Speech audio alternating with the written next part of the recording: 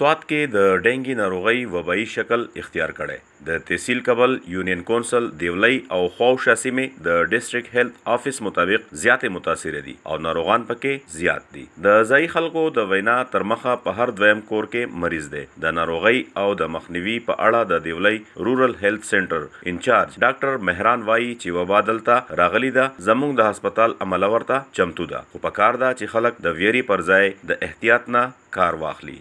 میډیسن شکر الحمدلله مونږ ته د خپل ډي ایچ او طرف نه ملاو شي. د ډي ایچ او سره پرون وزټ هم کړو، د هغې ډي ایچ او سایډ نه مونږ ته ملاو شي او مونږ خپل لوکل پرچیز هم کړی دی.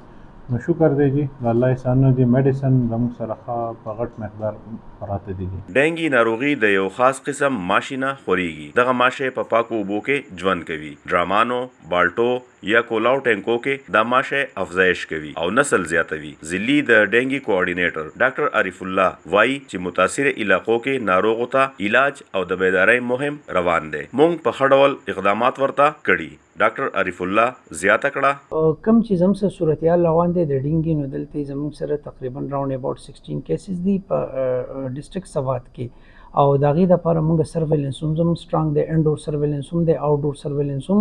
او کوم چې زموږ هاسپټلز دي کټګري سی هاسپټلز دي هلته کې موږ کوم چې آیسولیشن وارډز دي هغه موږ هم جوړ کړي دي د کمیونټي دپاره. میډیسن زموږ سره ښه برابر دي.